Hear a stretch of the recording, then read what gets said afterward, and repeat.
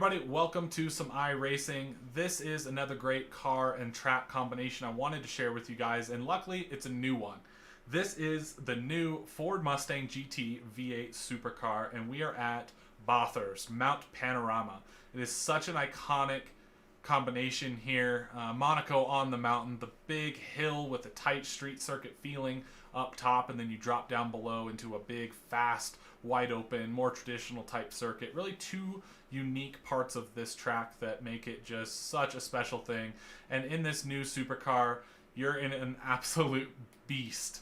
Again, this is a pretty heavy car, but it ends up having about 650 horsepower out of a 5-liter V8. So they're really, really fun to drive, and definitely something that is an experience you can't really get from anything else. It's almost like racing a stock car at a street circuit.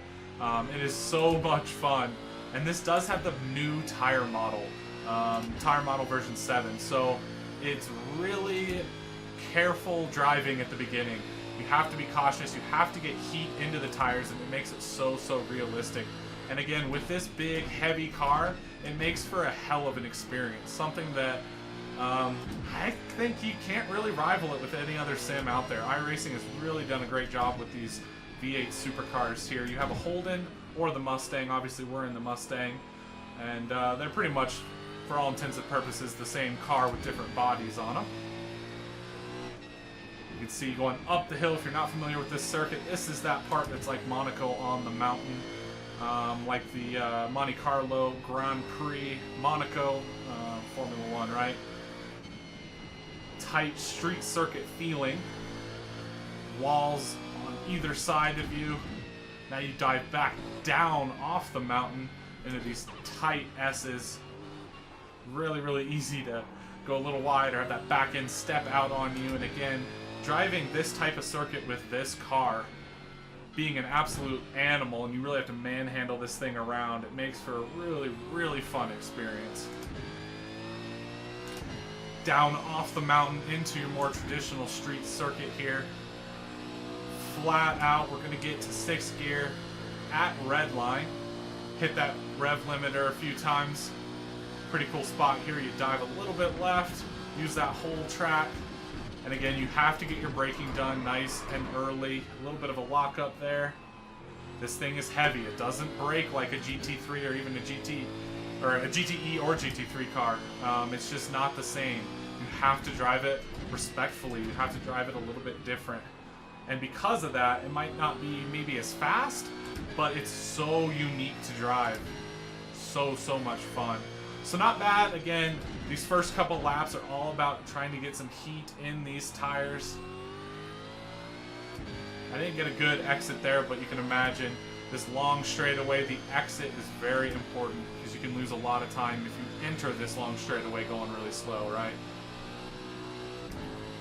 A little walk up here, you can see. Gotta get your braking done early here. You got more to lose than you do to gain by a little early braking in this damn thing. I can feel a little bit more temperature in the tires here. Carve up through, but I know on this second lap you want to start charging really hard, but typically that's a mistake. Still have to respect this thing even when the temperatures are up, but when you got some cold tires, man, you gotta be careful. 4th through here is pretty fun. You gotta use the whole track to maximize your momentum. And then you dive back down the hill. Easy to lose it. You can imagine how much pressure is really put on those front brakes as you dive down the hill and try to slow this big old hunk of metal. But then it's so much fun using that big V8 to try to power you out of it. Again, another important corner to try to get a good exit on there. Okay, we should start getting some good temperature in the tires where we can attack, but it's easy to overdo it. This circuit demands respect, and this car does in general, just making it one of the most extreme combinations out there. And easy to overcook it. You can see my brake lockup tire skid marks back there. See if we can get a decent lap Again, braking early, getting rotated in, and using that power to get out of the corners. 2:08. That's pretty much my target lap time for these out laps where you're warming the tires. Now what we're going for is around a 2:06. That's what we're shooting for here, but you gotta be careful to not overdo it. You can't just assume that there's tons of grip. Gotta brake early, otherwise you're going into the wall. Try to get rotated in and on that gas nice and early. The smoother you are, the more you're rewarded with this thing. Patient through the tight stuff. Roll on the throttle. Watch the left side of the car. Not really used to driving a right-hand drive car. Easy to hit the wall. Pushed a little bit wide there. Bit of a bog and forth, but this section is a ton of fun. A little trail braking to get that front end to bite, that weight to transfer to the front and get the car to rotate. Really want to avoid that curve on the right there. Down into third as you dive through. A little bit of a blip. Down back into second. You can definitely feel more grip here. A little push on that tight corner. Pretty typical. Into third. Back down to second. I can push second a little bit later, but again, trail brake. Be patient, then get on the throttle right when you know you can. Got to be smooth or that back end will kick out on you. Down into the fast stuff. This is a pretty interesting section as well, to give it credit. Very, very fast through here. Pretty much topping the car out, and then you get into an uphill tight left-hander. So cut that. Again, easy to lock up here into second. Back end coming out on us just a little bit. Trying to be as smooth as possible. I'm learning in these cars. I'm by no means an expert. Actually pushed wide a little bit there. But I'll tell you what, it is so much fun to learn and adapt and grow with these cars. There's a 2:06.8, exactly what we're looking for. Like to get a 2:05.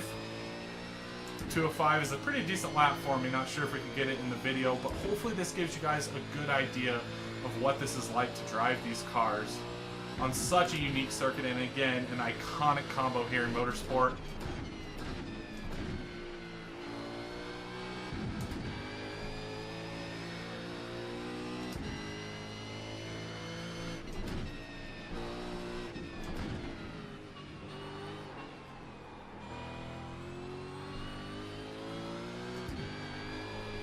Back in.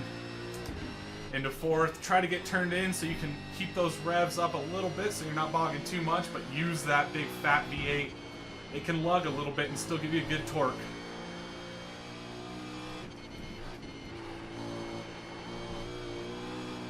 Good amount of speed being carried through there.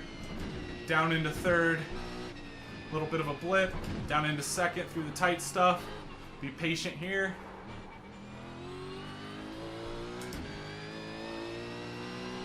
Stay in third just to keep the car moving. A little wide through there. You can see, boom, that's a lot of time lost because of the long straightaway after it. It's not just a tight corner where you lose a tenth. You're losing that speed you could have potentially had down this straightaway. Very important and challenging corner there at the bottom of the hill.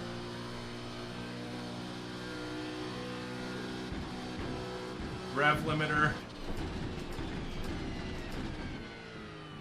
Very interesting to try to learn how late you can push the brakes in this thing, because if you screw it up, again, no ABS. So you're locking up the brakes, no anti-lock.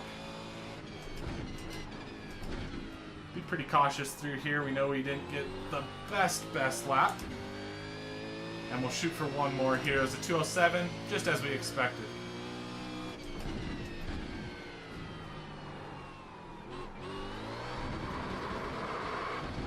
There it is. There it is. You guys get the idea. Hopefully this was a great way to show you guys such a great circuit and a great car. An awesome addition to iRacing, and hopefully something you guys try out. I highly recommend it. It's fun on a lot of different circuits, this car. Road Atlanta is one I might make a video on. Really, really fun to just muscle it around here. And definitely a unique, fun experience to have in iRacing. Anyway, guys, thank you so much for watching. I really, really appreciate it. And until next time, I will talk to you later. Peace out.